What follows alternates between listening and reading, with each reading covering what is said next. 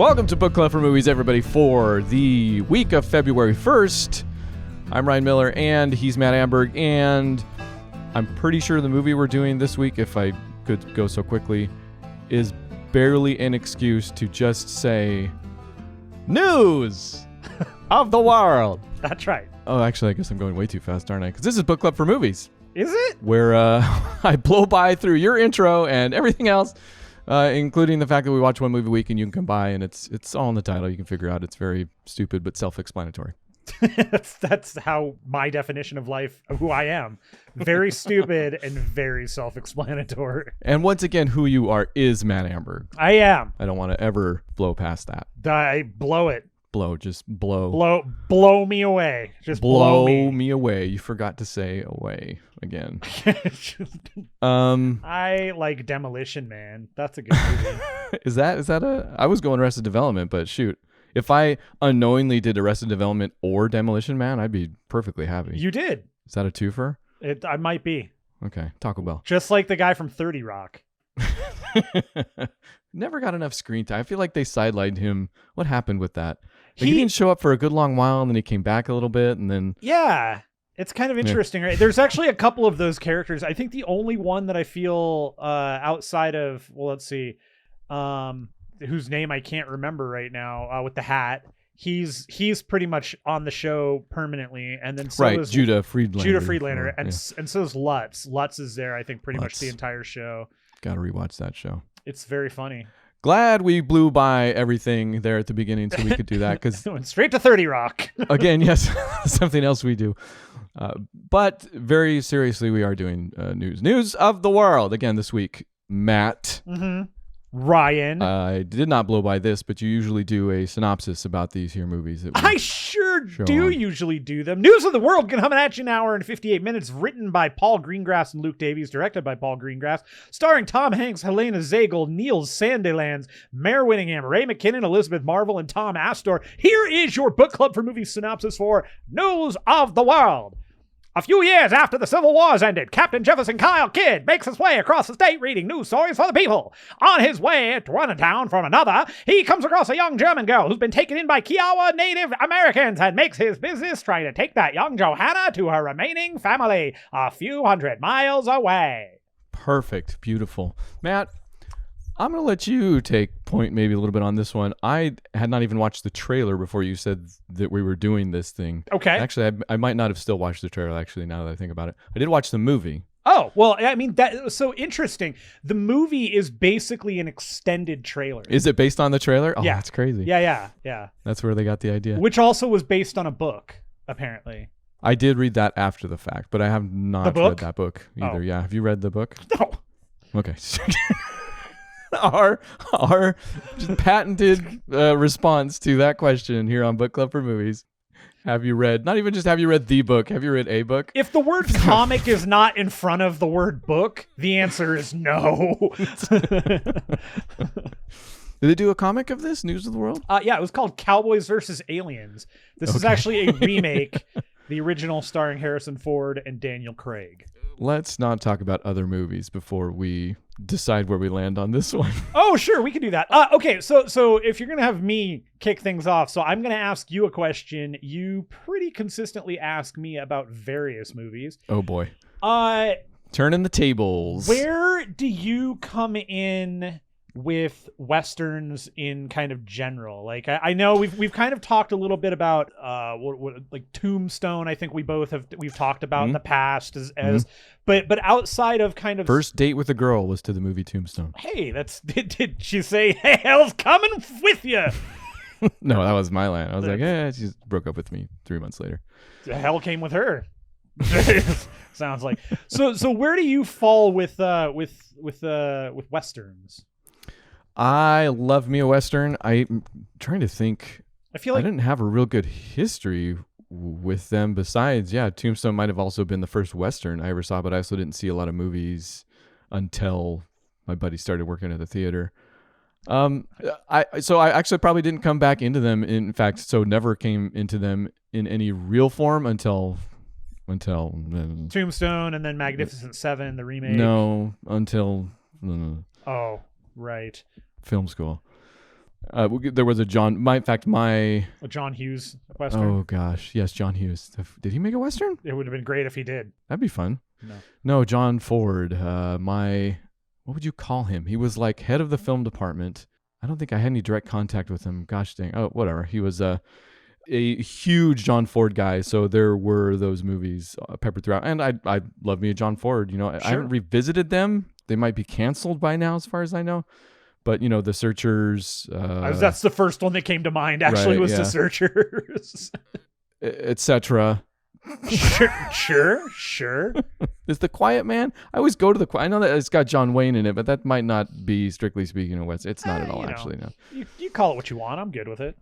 The Mandalorian. That's, The Grapes of Wrath, The Man Who Shot Liberty Valance. This is the worst answer to that question. This has gone on too long, Matt.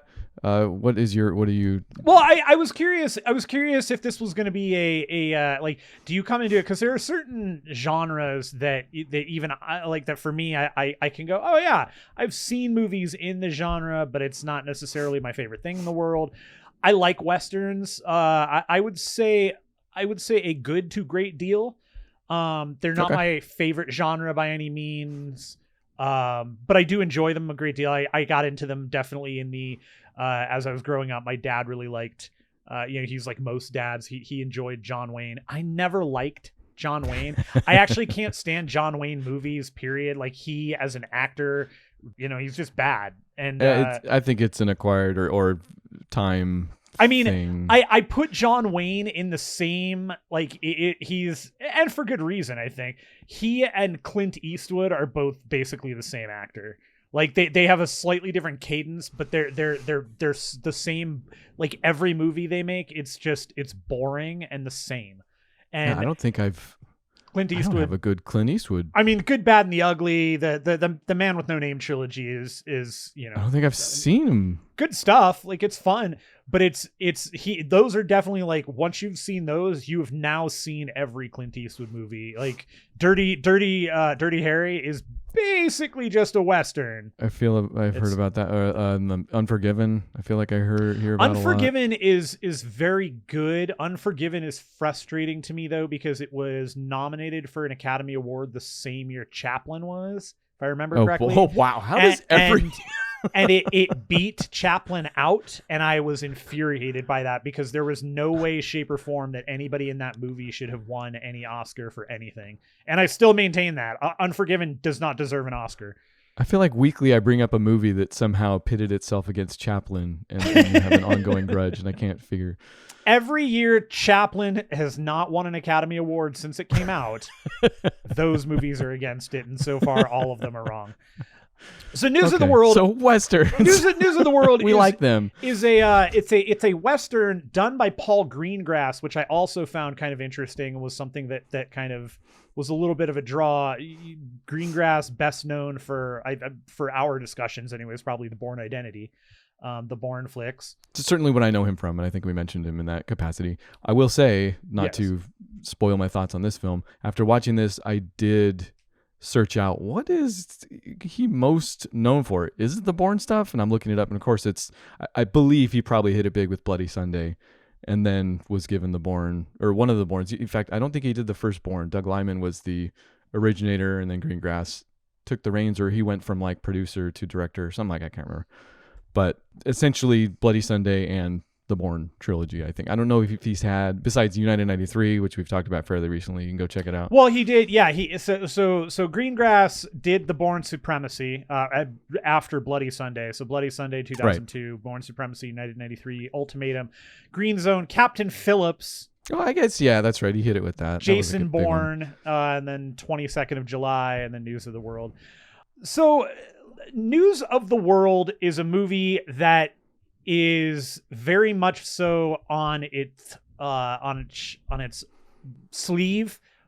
Everything that the trailer says it is. It's a guy, Jefferson Kyle Kidd, played by Tom Hanks, finds a young girl who does not really speak any English. She's clearly a German girl that was at some point taken by some Native Americans and brought up in their tribe for some amount of time. We're never really given an idea of how long she was there.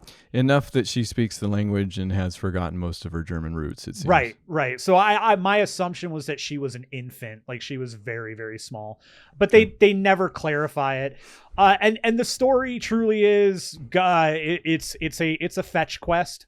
It's an escort quest. It's him taking her from point A to point B. This is a few years. It's I think 5 years after the Civil War has ended. Most of Texas, the whole movie basically, it takes place in Texas. Mm-hmm. Most of the people that we come across in Texas, not a huge fan of the northern folk. The northern army is mm-hmm. still there. They're occupying most of the towns and all that. I was going to say, is that part of the reason he's not able to carry a loaded gun?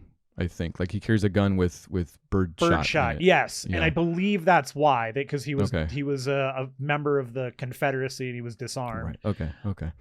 But that's kind of it. That's really the movie is his arc is basically that he at some point left his wife in San Antonio and has been cruising around reading the news to people since the war ended, and that's the arc that he gets. No, that's a premise. I mean, I would say that's his arc. His arc is coming to grips with what happened between the war and now for him, quote unquote now. And we don't get a lot with it, honestly. I think in terms of depth of character, man, this is not a deep role for Tom Hanks at all. Like this is a pretty, like he's wearing the clothes. He's got the look. It's Roxanne. Yeah. Yes, sure. But his arc, I mean, we're given the assumption, or you can infer an assumption that his wife is no longer with him, but they never give a good reason until the end whether or not she's alive or dead. I mean, technically it's not spoken, but I didn't feel like it was ever a question because he always trails off when he's asked about it, or it's something, and I'm like, well, what is it? She's Republican, like she's either dead or she's a hidden northerner. And we're gonna spoil this movie, by the way. I gotta say, this movie I actually wrote this down about halfway through it. Okay. And I add a question mark at the end to ask myself, did it? And the thing I wrote is, this movie trades everything in obviousness and tropishness, or maybe it's overly formulaic? Question mark. And yes, this is to all of the above. This movie is if you're going into this hoping to see something interesting and unique, I'm sorry to say you are not going to get that. And I admit I was fully disappointed by it. I see Tom Hanks, I see a Western. I think, okay, Paul Greengrass is an interesting director. Right? There's got to be something. We've got a lot. And this movie, out of all the Greengrass movies that I can think of, and you can speak better to United 93, it doesn't look or feel like a Paul Greengrass movie in any way. Well, it's not as shaky, certainly. This is like, yes, there was no handheld camera here. This was all lots. Well, there was a lot. It just wasn't. I mean, that's halfway. It felt joking very because, tracking shoddy, as opposed to, for the most part, for sure. But which is fine, especially for for a Western.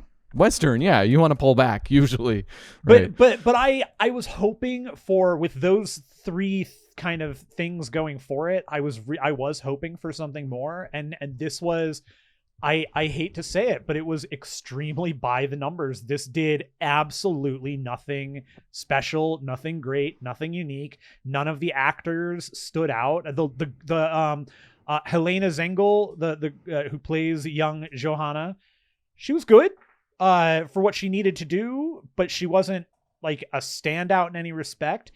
Hanks was, as kind of by the numbers. He wasn't, I can say this about it. This was one of the few Hanks movies where I feel like he's not playing to his type, where he's not playing the Tom Hanks version of himself, the movie version of Tom Hanks.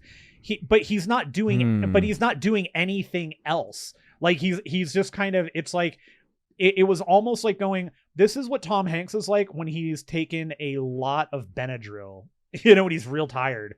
Yeah, it seems like a pretty Hanksy role to me, honestly. I don't even know. I think the overall, yeah. But Okay. I think like the overall like concept of his character is very Hanksy because it is very fatherly. Right. It's Exactly. But I mean, in terms of the actual performance, I mean, I guess it's Tom Hanks in his elder years. I really think all the performances, I wouldn't even rag on them too much.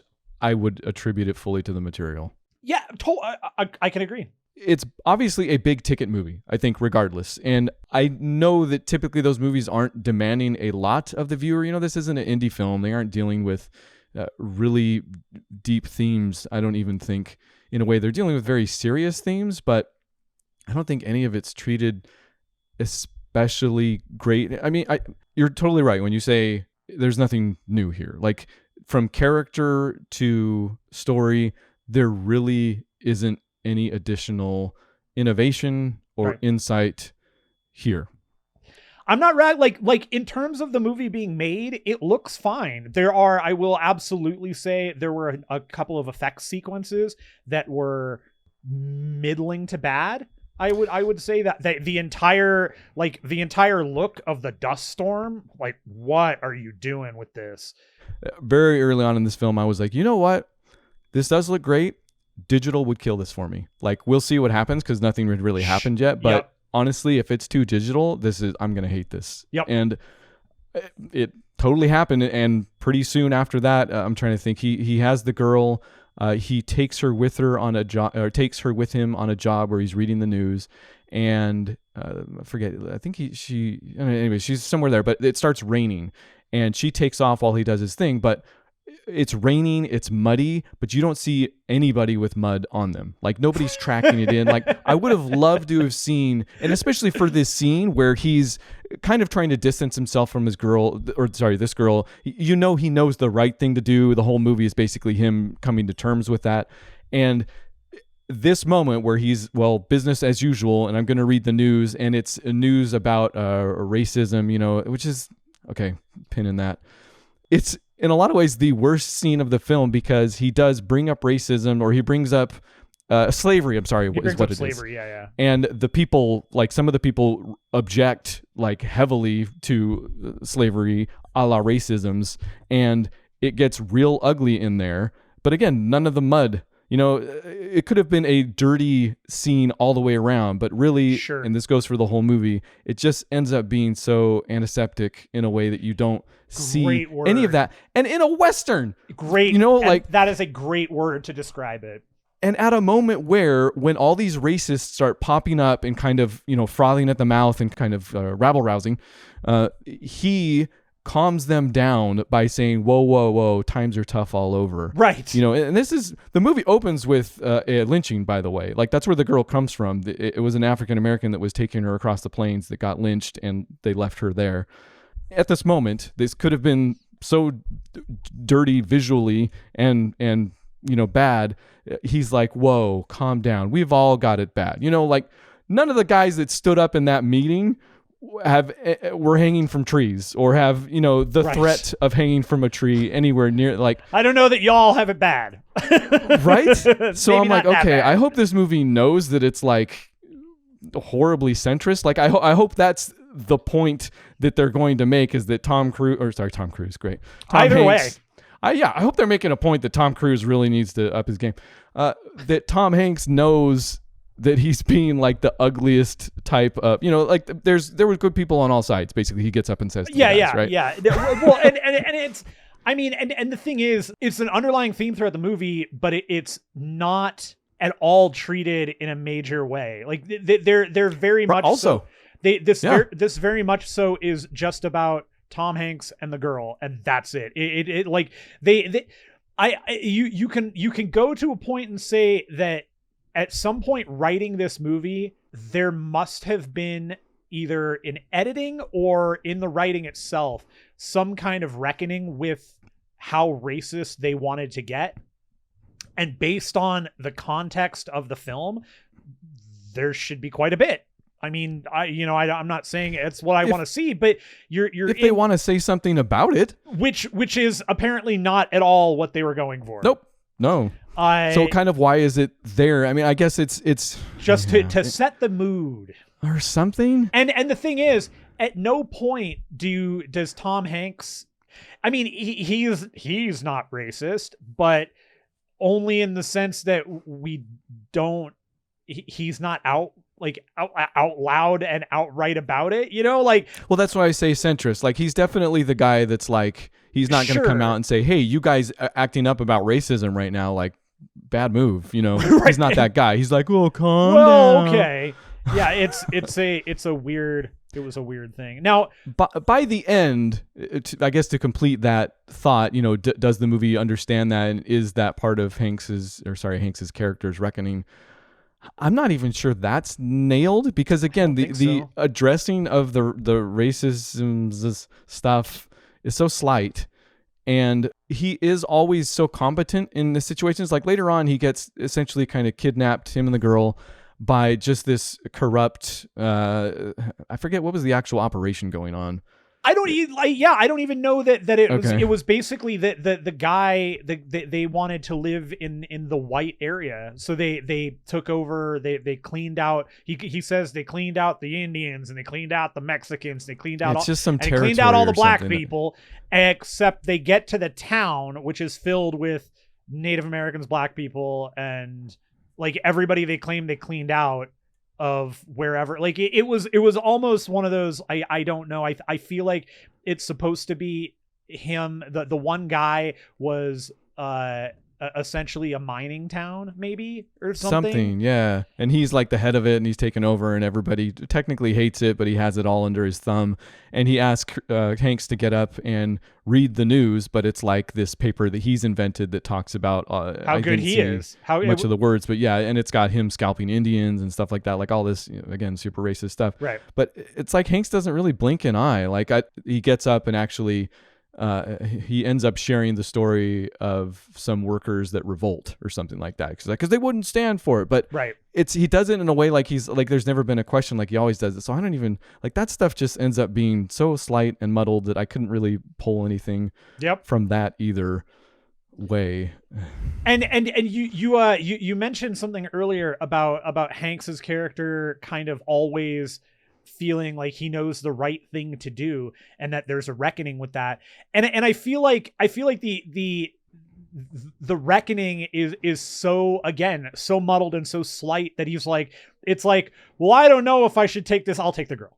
Like, I don't know if I should help these, but I'll help these people. Like, if there's no questioning any of it. It's even to the point where he finds the girl. As soon as he finds the girl, a bunch of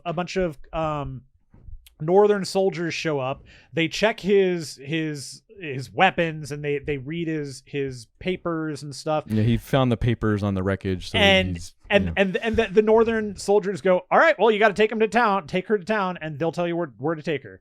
So he goes into town, and then the people in town, or the Northern soldiers in town, are like, well, you got to wait for the liaison, and he's going to be back in a month, or you can take her yourself. And he's like, well, dang, I don't know what to do. I guess I'll just take her. Like, it's not even just every beat is so obvious. Like, he finds the girl. Every beat. Like, he finds somebody that's like, well, she's your responsibility now. He's like, no, he's not. He's like, well, take her here. The person says they can't take her. So he's like, fine, business as usual until I can get rid of her. He decides not to get rid of her. Like, it's just, there's nothing new. I truly wrote, this is what I wrote down as I was going through the movie, because I noted specifically, again, not only the formulaic, the formulaicness of it, but it's the girls on the road. He goes back to town. We meet some bad guys. We're going to fight the bad guys. We get back on the road. We meet more bad guys. We go to the town. We start a small town fight. The girl kills the leader. then is saved by the obvious guy from that leader's group that was clearly not super into the whole thing and seemed way too dumb and like happy and go lucky. And I just want to have a good life.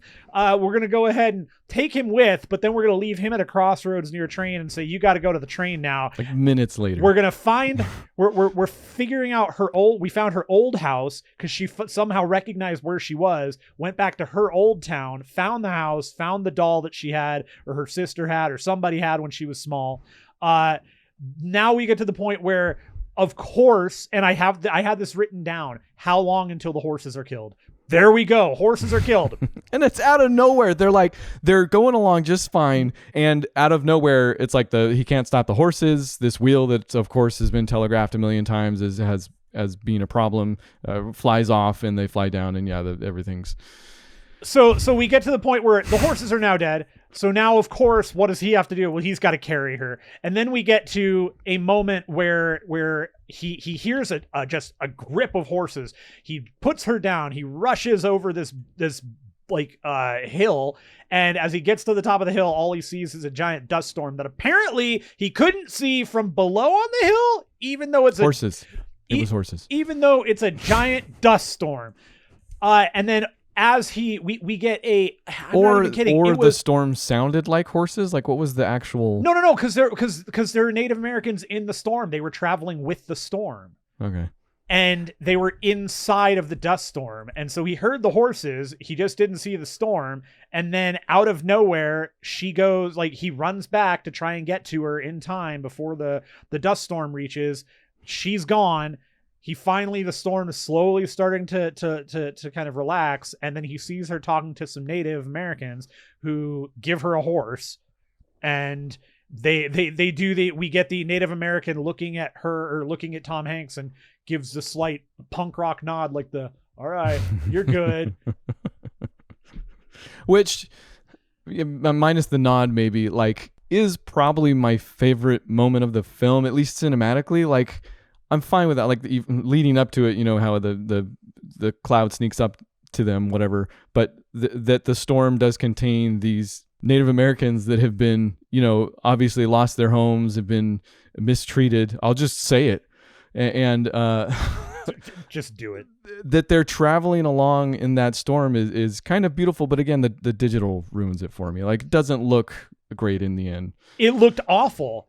Like, there is seriously a moment where he turns and he's running back, and the way the camera shot is set, it looks like it looks like they had him on a green screen, and you're just kind of waiting for a moment for something to happen where the green screen kind of shows up. Like, it's so bad that you're waiting for a little bit of a flicker, or like something didn't quite match at the top, and oh, look, there's some green screen. It just still has the same problem. And I know they put dirt on his face to kind of get around this stuff, but it lacks substance, kind of thematically and literally. Yeah. Like, again, I want to see the dirt on these, people in this world, and I don't. I just never do. It is. So we happened to watch another Western this week. We watched the Sam Raimi delightful, weird Western, The Quick and the Dead. And for a movie that definitely knows what it is, because Sam Raimi knows what kind of a director he is and what movies he makes. Sure. That movie, that's for sure. That movie is a significantly better Western than this is, which I honestly think says a lot when you're talking about a Tom Hanks movie. Like, Hanks doesn't usually, to me, he's one of those actors that typically makes a good choice. And this is one where I feel like somebody said, hey, we've got a Western. And he went, I've never done one. Let's do it. It did. I totally thought that at one point too. Actually, and he just got so excited about it. And he was like, I get to play cowboy. I get to have a little bit of a shootout. And the shootout, like, that's another one where the shootout was so, like, flaccid. I actually didn't mind the shootout. I loved the moment where he's given a 6-shooter with 20 bullets, and he ends up having to fight 3 guys. The 6-shooter, he has 20 extra pieces. Yeah, of no, ammo. I got It's you. not a Yeah, 6-shooter with. it wouldn't. Although have I love the surprised me idea either way, of a 6-shooter with it's got 20 bullets in it. It's actually a 9mm. You just literally tack it. Yeah. He pulled it out and he was like, "I'm Mel Gibson and Lethal Weapon." No, I did love the moment though that he's talking to her and she doesn't quite understand what he's saying, but they're communicating, and he's like, "It's birdshot. I can't use my shotgun," and she comes back with a thing full of quarters or money that she then packs in, and they make use of that as shotgun shells. That was really cool. But the overall, for the way that thing was shot and the way it was filmed and the dialogue between him and the idiots, and it was one of those moments of, okay, I knew that sequence was going to either be exactly that, it was just going to be a short sequence and we're going to move on, or the one guy is somehow going to be tracking them for the rest of the movie. It was one of the two. And sure enough, when it ended, I was real happy that it ended. But then... Was it a short sequence? I mean, it was probably 10 minutes long, maybe, but it felt significantly longer. But short in the sense that it was the one gunfight. That's really the only gunfight there is in the movie. True, and I guess to maybe diverge a little bit, but also to say something good. Not that Westerns have to have gunfights, I'm saying, but... No. I did actually enjoy, I guess, the filmmaking of that fight. Like, I guess the exact words I used were, "It's tense enough." So maybe I didn't enjoy it that much, but... Tense enough! It was entertaining enough, but in the end, I'm like... It's out of nowhere. The movie stops completely for it. Like, there's no thematic or even plot advancement during the fight. And it's from some guys that just kind of come out of nowhere. They're also veterans, but they're veterans that want to buy the girl from, they're slave traders. And by the end, he's killed them all. So it's kind of like they come out of nowhere. The movie takes, feels like 30 minutes. So I don't know how quick it might be. It might have been. It was. But, and it's tense enough. Like, it's competently made, I want to say. But then by the end, he kills them all. So I'm just like, why? Like, I don't even know why we did that for a while. I will say the final guy, the final kill in that sequence is pretty cool. Like, I really liked how he taps the gun on the rock to make the guy turn, and then he dives out and shoots up. It's well made. Good edits. Like, it's fine. But that okay, and I think that right there, like, for me, I can kind of wrap all my thoughts up on this movie. Okay, the movie is just fine. It's not great. It's not terrible. It's fine. It's a competently made Western, and if you like competently made Westerns that don't really tell too deep of a story, and you really like Tom Hanks, yeah, check it out. But if you're looking for this movie to do something unique or interesting or special or build characters in a meaningful manner, I don't think you're going to get it with this. I don't think, like, their relationship is interesting. We get quite the jump on it. We are told right from the bat that the journey they're taking is going to take a few weeks. It's going to take like a month. So you can take some logical steps as they're learning to communicate. But again, you know it all. You know what's happening here. Exactly. Like, oh, he's going to take a while during the trip. They're going to grow closer and closer. And finally, he's like, this is what's really important. And right. And that is basically what happens is he gets to the point, he drops the girl off with the family who are German speaking people after this thing. And he immediately is like, well, I'm not, he already and we already know the minute you meet the family that, oh, well, she's not going to stay with them because that's just never going to work. Like the way that the family are not, they're not kind. They're not overly welcoming. The father treats her as a commodity, but like another worker. I need a worker. If right. She's not Exactly. Work, I need more not. Hands. Yeah, exactly. And Tom Hanks's character is, you can see it. He's just like, well, this isn't the right thing to do, but I'm going to do it. And you know that because he only does the right thing, he takes off. He goes back to San Antonio, which is very close to where they are. Where folks know what pecane sauce is supposed to taste like. Pace. He goes back to where he was from originally, and we get the minor update. The minor bit of characterization where, oh, so he did used to live there with his wife, and then she died of cholera, and he got the note while he was in the army, and she didn't die because of cholera. She died because God hates him for making his decisions to fight in the army. It's a curse and all this. And then he immediately goes out to the grave where she was already buried, and he never got to see her again, and goes and then rushes to his horse and then bolts as fast as he can and takes the girl back basically without any fight. There's no like, they're just like, okay. It's tense for a second, but I'll tell really? you what. Did you think that was tense? He picked up he picks up his gun when while the German uncle picks up the gun. I was like, he's not going to do anything. He's not even. He picks it up. He doesn't even hold it like he's threatening with it. He picks it up like he's going, "Hey, I got a gun." Very comfortable with guns. Yeah. Yeah, I'm just hanging out over here. We play with our guns. I do some digging in the field. The wife, she makes the things, and I play with the guns. The little girl, she runs away, so we tie her up so she cannot go anywhere. And Tom Hanks, you're going to show up and untie our girl. Why you take our girl from us? You bring her, and then you take her. I don't understand. Okay, fine, you take her. We don't want her. It's okay. Very art film, German all of a sudden. Would have been better. I'll tell you why I almost didn't know if he was going to go back and get the girl. And honestly, I might have liked this movie more if he didn't. Oh, I would have certainly enjoyed that ending better if he did not follow through with it. But this is why I almost could have believed that happening, is because this movie is very, very extremely entirely concerned with Tom Hanks's character, with Captain Kidd. Captain Kidd. You've heard of the Bechdel test, right? Yes. Where it's basically if the women talk to each other about something, not a guy. This movie not only fails that test, it fails that test if the woman in question is Captain Kidd, Tom Hanks' character, right?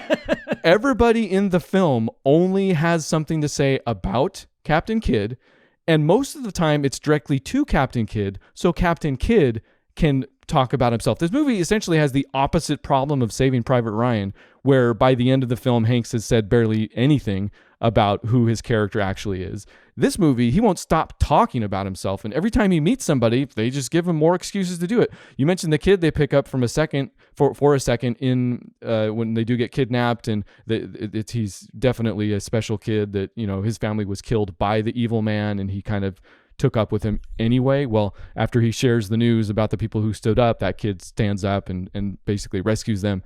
And then it's the very next scene, even though some time has passed, but yeah, they're getting rid of him basically after he's on the carriage long enough to ask Hanks a bunch of questions where he just, again, gets to talk about his character. Like, the movie is so concerned with that character. And I don't even know if it's that rare.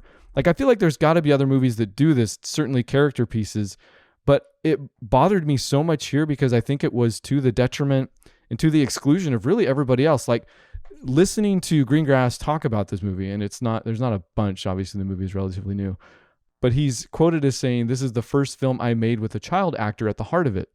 Dude, that kid ain't the heart of it. She's not at the heart of it. Like, she is not at all. Like, Tom Hanks is. Like, she's near the heart of it. But again, I think anything, you know, performances aside, and I do like the girl, even though all of the fish out of water stuff, if that's what it is, grew old super fast. Like, where she, you know, she eats coffee from a can and is like, blah, what is this? I'm like, it's like, seriously. great. Yeah.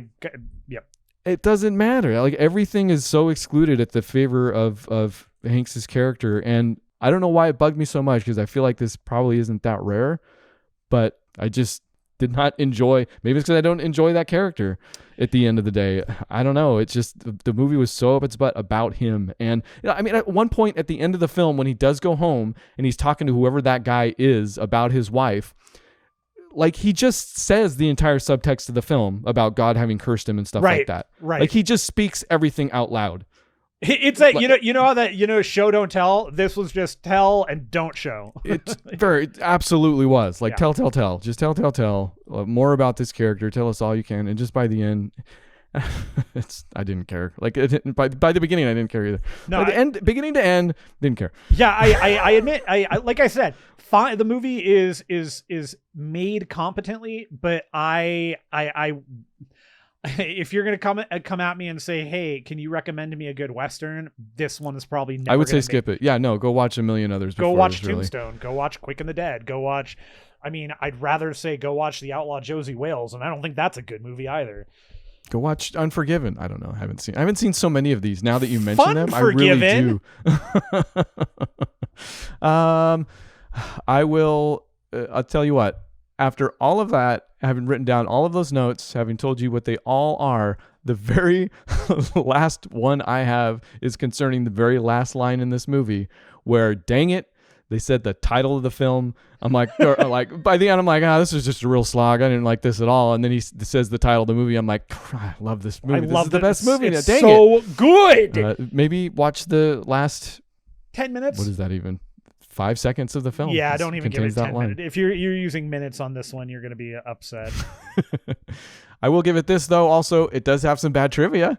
Thank goodness, because that's going to be... I keep forgetting to do it, but... That's going to be the best part. It might be. Tell you what. There is a pub named the Captain Kidd in Wapping. Or Wapping? Sure. Fapping? Uh-oh! East London. Wapping is also the... I've got to be doing that wrong. Wapping. I'm going to stick with Wapping. Wapping is also the former home of Rupert Murdoch's UK publishing empire, which included a Sunday newspaper called the News of the World. But wait, the two are no more than 5 minutes walk apart, and in the heyday of print publishing, an important part of the British newspaper journalist's lifestyle was drinking in the pub. However, this is just a staggering coincidence, since Wapping is also where the old Victorian-era London docks were located, and there was a Scottish sailor known as Captain William Kidd, or simply Captain Kidd, who was tried and executed for piracy after returning from a voyage to the Indian Ocean. He was hanged in May 1701 at Execution Dock, Wapping, and the pub is actually named after him. The trivia deletes itself in the middle of it. Even the trivia was like, this is so boring. I can't do it. Yeah, this is too much. I'm out. I'm out. So at least we'll always have that. News of the world. News of the world. Of the world. Coming at ya. 3 stars. Out of 13.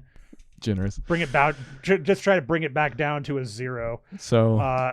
go watch a Western. Go watch a Western. But don't worry. Unlike News of the World, though, the next movie we're going to do has nothing to do with news. There's no news.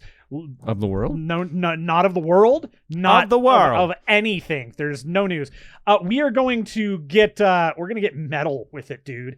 Oh. Amazon is streaming a movie called The Sound of Metal starring Rogue One's Riz Ahmed. So we're going to give that a go and check that out. Awesome. Yeah, very looking forward to that one. In fact, I want to say I'm very looking forward to that one. Yeah, I am. This is one that's been sitting on my watch list for a little bit, and I liked Riz Ahmed a great deal in his very small part. I haven't read a bad thing about that. Yeah, dude, he's the only good part of Venom. I forgot he was in that. So did he.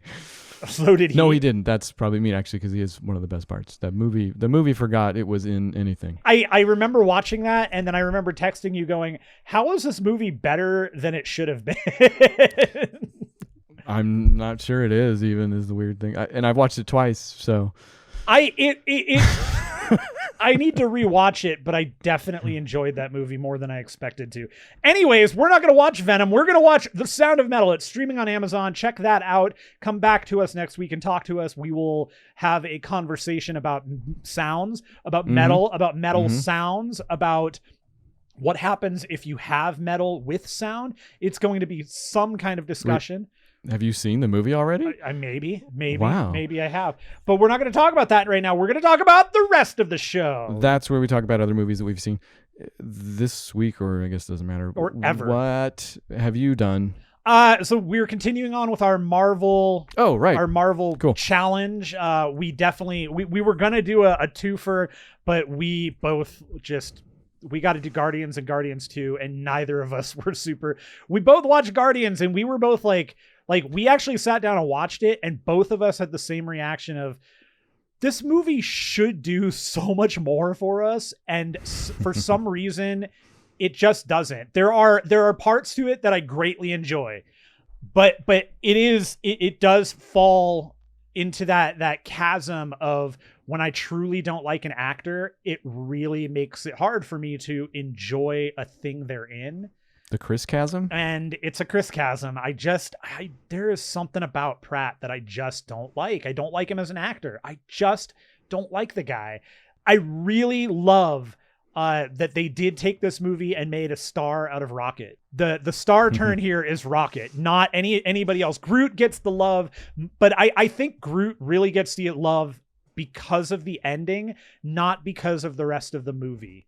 Well, I mean, there's certainly not much to It's him. no, but I mean, he's a character that gets a ton of attention, and he's a fun character. He's a novel. I mean, he's a friggin' tree, right? Like how And Rocket and Groot are kind of a package deal, really. well, yeah, but Rocket is to me, he's the star of this movie, like in every respect. Every time Rocket's on screen, that's what I'm paying attention to. Drax is fine. I like Batista a great deal. He's very funny. I think it still might be his best role. I will definitely take the short that he did for Blade Runner. It was amazing.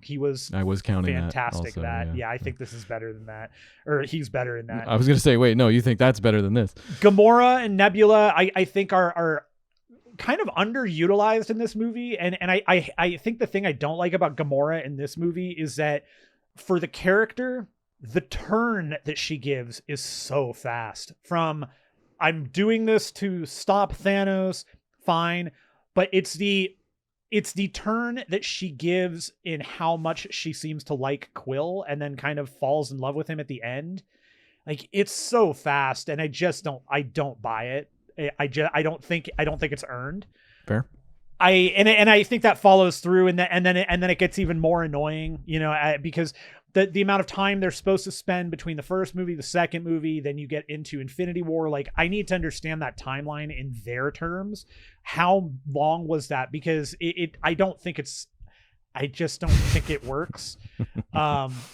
It works on screen in the sense that we're gonna write it and make it happen, but putting too much pretty low bar. Putting too much effort into thinking about it, like, it just doesn't click. It works for me. because it exists, right? Yeah, exactly. That's the thing. So we're not real excited about Guardians 2. So you did get through 1, but not 2, is what you're saying. Correct. Yeah, we didn't gotcha. even start it. And then we watched a new movie called Promising Young Woman.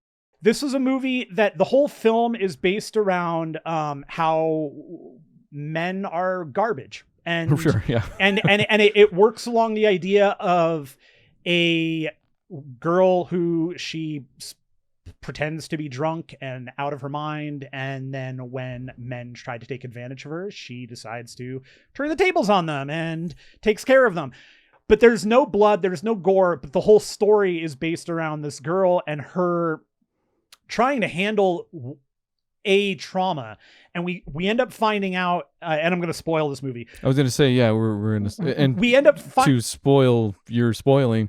I've read a fair amount on this, so I am interested to see. Yeah, so we end up finding out that there was a rape that took place at some point in her life, but it wasn't to her. It was actually to a friend of hers in college. It was her best friend, and then her friend later on killed herself. And she decided to take it upon herself to kind of get revenge on the people that were involved in some way. So that's kind of what she does, along with just the men in general that are people that would do this. And in so many of the sequences, it is well done. The acting is solid. The storytelling that they're putting across is really well done. It is infuriating because you just want to look at some of these people that are some of the actors that they chose and go, come on, like, I don't want to see you do this. And knowing, like, and I talked to Beth about this, and her going, well, yeah, of course you don't want to see them do this. We don't want to see it either, but these are the guys that do it. This is exactly the kind of guy that would do this. From what I understand, from what I have read, it's always the nice guys in the movie. And for the most part, yeah, it is. It is. They're all like, I mean, the first one is Adam Brody, and he comes off right away. You're like, okay, maybe he's going to be the one that kind of gets away from it, and not so much. But then Bo Burnham shows up, and you're like, okay. And Bo Burnham is he is the nice guy. He's totally like the good guy, and you get that right away that he's self-effacing, and he recognizes like he knows how to be a good person, and right. You get that through that character. We do end up finding out that she knows from probably the beginning that Bo Burnham was so we find out there was a tape, and part of the movie does bring in Alison Brie, and Alison Brie is the one who provides the tape, and she also is the friend that is the quote unquote friend, I should say. She's the acquaintance, the person that goes that does the victim blaming and says she was so drunk. Great. Why would she, you can't expect anything else to happen when you drink all the time and you're blackout drunk. Which leads to Carey Mulligan's character actually getting her blackout drunk and then sending her home with a guy, which we later find out all he did was take her to a hotel and just watch her. Like, he made sure that she was okay, and if she was sick, that he took care of her. But she doesn't know that because she's blackout drunk, and Carey Mulligan's character does it purposefully to get her to recognize, hey, this is what happened to my friend, except she actually was raped. And so we end up also finding out that Bo Burnham was actually there during the rape of her friend, and that Carey Mulligan's character knows. I was going to say, yeah, that sounds like something she would have known. Right. She finds out because of the video, which then leads to, we find out that one of the guys that straight up raped her is now getting ready to get married, and he's going to have a big bachelor party. Aww. And so she's going to go and she figures out where it's at by basically blackmailing Bo Burnham, whose character is a pediatric doctor. So working with kids, great thing for rapists. And she, we get the most disturbing scene of the movie is the kind of the ending of the film, where she ends up tying him up, is getting ready to kill him. He, in self-defense, ends up, more than self-defense, but he ends up murdering her. And he does it with his knee. Like, he puts she gets a pillow over her head, and he's crushing her like with his knee. And in that moment, which is probably the hardest thing to watch in the film, specifically the director, whose father was a police officer, she actually asked him about what happens when you smother somebody and how that would work out, and that the timing it takes. And so she filmed the whole thing. So it takes the full amount of time. It takes 2.5 to 3 minutes. And it's a rough thing to watch. But that does lead to that guy and his best friend, who clearly was also involved in the original rape, not knowing what to do. So they just keep it quiet. We'll just bury her. And of course, she knew ahead of time what was going to happen. So she made sure to pre-plan it, and cops show up towards the end of the day, arrest the main guy. And that's kind of the end of the movie. Now, the original ending is the ending that should have happened, where they all get away with it. And that was the ending the writer director had written and was told. Where Carey Mulligan gets away with it? No, Carey Mulligan is murdered. The guys get away with it, because that's the reality of the situation, is the guys do get away with it more often than not. That the unfortunate thing was, Beth and I both said the same thing as soon as the movie ended. We were like, they should have gotten away with it. We don't want them to, but that's the better movie. That's the movie. That's the way it should have ended, because that's, for everything else that this movie talks about and does that is a little beyond reality, it was still grounded in such a way that it definitely should happen. And there are a number of cases of, they're sometimes referred to black widows, of women that do this, that will get, they will fake drink, and then they will beat or hurt men because they're going to get raped, So the director was unfortunately told by the studio heads, this is not a good ending. Nobody likes this ending. So she claims she claims that she loves the ending now, because she sees it as Carey Mulligan's character would have thought ahead and would have done these things. And in character, it does make sense. It makes every bit of sense in the world that she would have done it. And it fits the story. It's still the wrong ending. And it's unfortunate, because you can legitimately turn the movie off and go, that was an excellent film. It's a bummer. It's funny, because the stuff I've read that also gives me pause in viewing the thing also is about that ending, but it's kind of in a different way, because it was written by a survivor, victim, that was really tired of seeing the only way the victim can win is if they die, essentially. And I mean, that rings true. I think it's going to matter, obviously, which side you fall on, because I also agree with what you said, that, the reality is that a lot of guys get away with it completely. I think where the problem might arise then is at that ending, the part that you don't like, where her evidence after death has led to his arrest, right? Isn't that what happens? Yeah. He gets arrested, and it indicates that Bo Burnham's character is now going to he's going to lose his job. That all of these other people that are involved will somehow be taken down. Plus there's the murder. So there's a domino that falls here. But so by doing that, in having her win essentially at the end, is kind of the clincher that sends that message. I could see that being differently received if they did get away with it. And that's kind of like, well, that's what happens sometimes. But the fact that she wins does kind of send also that message that, you can win if you die. Sure. I mean, that's probably a bad way to actually put that. But it's no, what you're saying is valid, and it is that or that it's the only way you can win, right, is with your life type, which is a dour message, and I think it is more of a dour and maybe even more incorrect than guys get away with it sometimes or often or whatever, right? So yeah. Interesting, but you would still recommend the thing, obviously. I would. I fully admit I went into this thinking it was going to be a little more of a horror movie, and it's a horror movie in the sense that, yeah, it's horrific. It is actually a really slow flick, and it's not horrific. I mean, the murder at the end is definitely the most horror you get. Yeah. Okay. Yeah. I do want more. This is, now I'm just a guy saying things, so this is probably where it stops. I kind of want more movies like that, in a way, like more broadly speaking. Sure. I guess so. Whatever.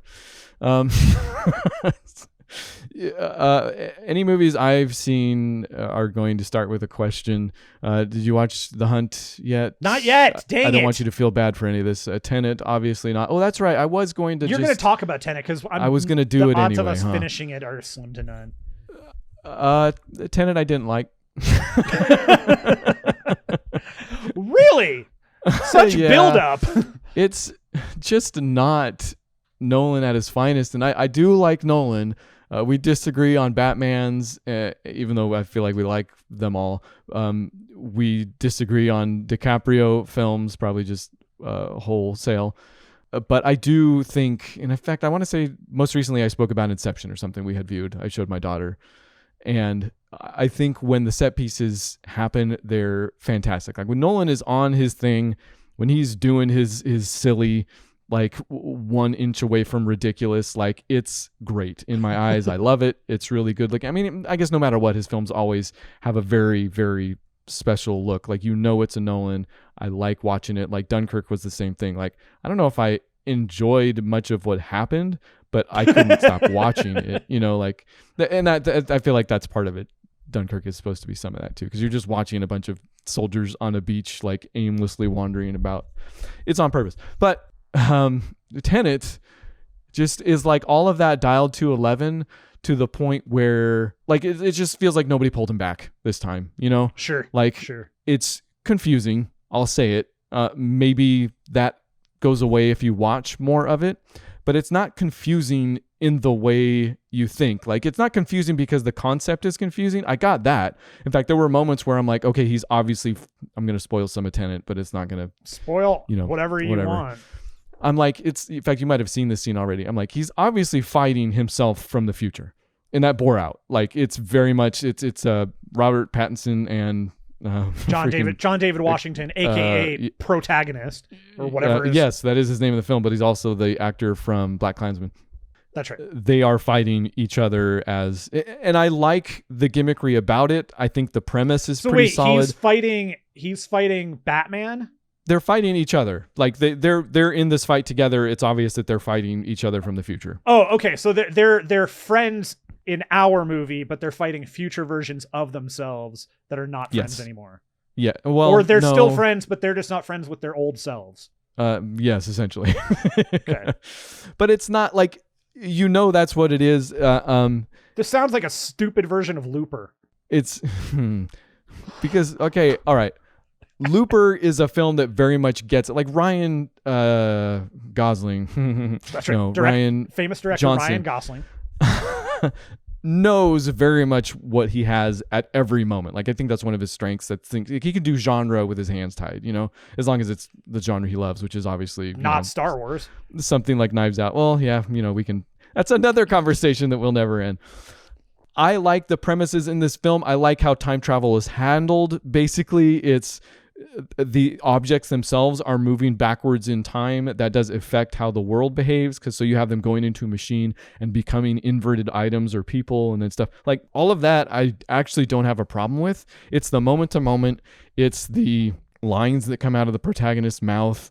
Like, oh man, well, I guess combined with the actual sound mixing of this thing, like, I couldn't tell what people are saying half the time. Okay, like, so you had that complaint as well, which I've seen. Is that common? I've seen that universally across like, the board in every review for this movie was the sound is awful. I'm like looking for different versions of the movie to like, did I get something wrong with my download or subscription or what? I don't know what the problem was, but it's sounds like Nolan. I had to turn on the subtitles at some point. It was almost like, watching With Nell and I. I'm like, oh, I got to turn the subtitles to this. And then I turn them on. I'm like, oh, this isn't helping at all. Now I can just see what they're saying and not understand it. It reminds me of there's a moment in National Lampoon's European Vacation where they get to Europe and they're staying in London. And this guy is just going off in like a Cockney. He's got a Cockney accent, I think, and he's just doing the whole like just rhyming things that don't make sense. But he's a and Chevy Chase pulls out like a translator and starts typing really slowly. And Russ goes, "He's speaking English, Dad." Yes, very much that. It's just not. That is maybe the best thing I can say, or best explanation. It just seems like nobody pulled Nolan back, and unfortunately, when that happens, yeah, it makes you feel a little stupid. But I think it's doubly bad when it makes you feel stupid and you're not, type thing. And I'm not saying I'm super smart. I'm just saying, like, somebody can watch that and be like, oh, I don't understand it. This is above my head, when really it's not. Like, it just still made you feel stupid. It's not above your head. It's below your butt. But it's almost still worth watching for the action and the set pieces for the most part. Like, when they do, like, that fist fight between themselves from the future is pretty amazing and is a mystery. Like, I don't know how cinematically that is made, because it is very obvious that he's fighting a reverse version of himself. So that person, like, one object is moving back in time while the other is moving forward, and they're fighting each other. So some of the punches are revert. Like, I don't know how that's made. Like, it's the way it looks. Like, you can just go look these up. Even, like, doesn't compute. Like, that's pretty amazing to behold. Sure. But then people start talking and you can kind of skip Tenet, I guess. I'm skipping it. I like I said, 45 minutes in, and we were just like, this is so boring and so not doing it for us. I hope, and this is why it's dumb, right? I hope it's actually bad, right? Like, to me, it was like, there were aspects of it where I'm like, this has got to just be bad writing. Like, these lines are actually bad, or the delivery is bad. And I mean, the plot, essentially, they're saving the world. Like, it's the end of the world, which of course it is. Can be fun. And I guess if you are taking a stab at a Bond movie, which I think he's quoted as saying, okay. But when you try to ground everything like Nolan does, you kind of just roll your eyes like, oh, it's the end of the world is what we're fighting for. It doesn't, there's no stakes. All the stakes are none of the stakes type thing. So, right. Which is, I have come to that point where end of the world stuff, you got to really be doing something interesting to get to make that work for me, because it is just it's used too much. It's used too much, like, in comic books. It's used too much in video games. It's used too much in everything. That's the stake. Like, there are other stakes, And I know somebody's going to say Marvel movies, and they're not entirely wrong. No, not at all. But all. Also, I think if you take all of them as a whole, you can see they're actually very careful to avoid that. Oh yeah, no, yeah, especially if I'm like okay, Iron Man is the first 3 movies are not end of the world.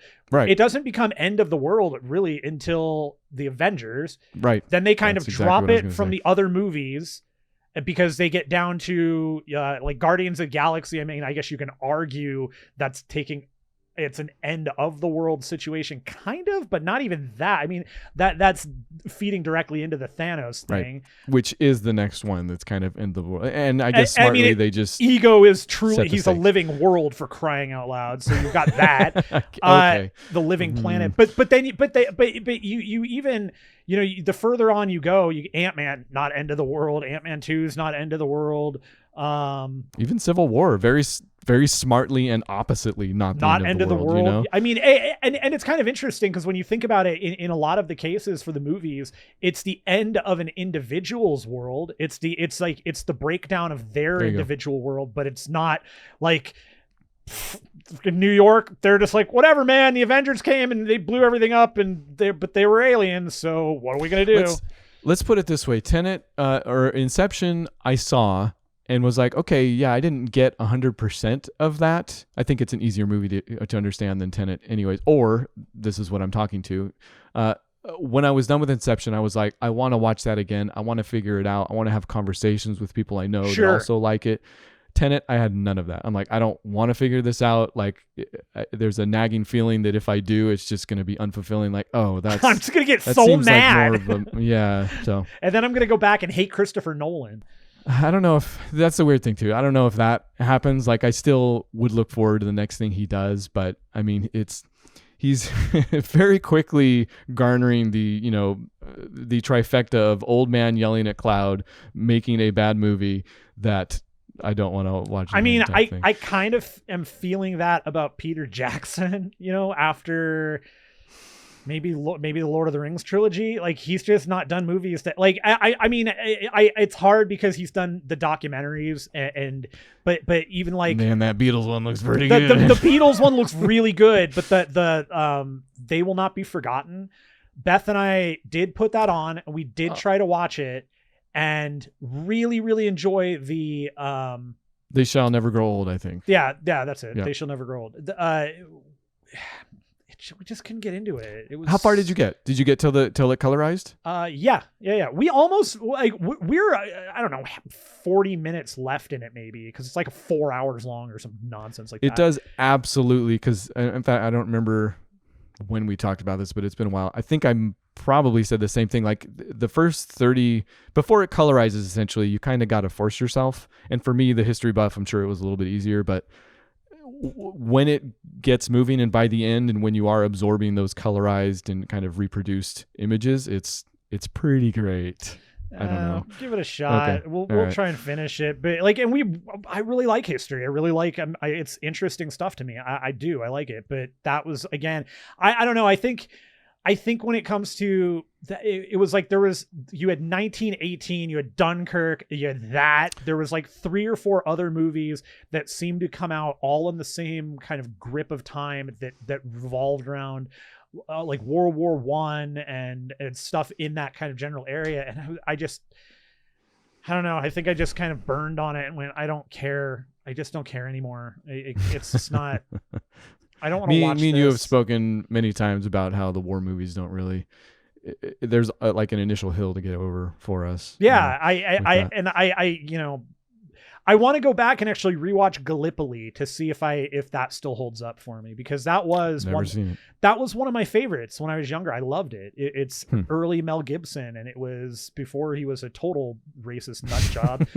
But it's a really interesting story. Like, it's the Gallipoli story is actually really interesting. And Chamberlain, right? Oh, that's a good question, actually. Okay, you have to look at that. I will be interested if you do dive into 1917, because that's amazing. Yeah, so. I won't. I you don't think so ever? No, I won't. It won't happen. I don't. I have neither the interest nor the wherewithal to sit for a movie about that. I just don't care.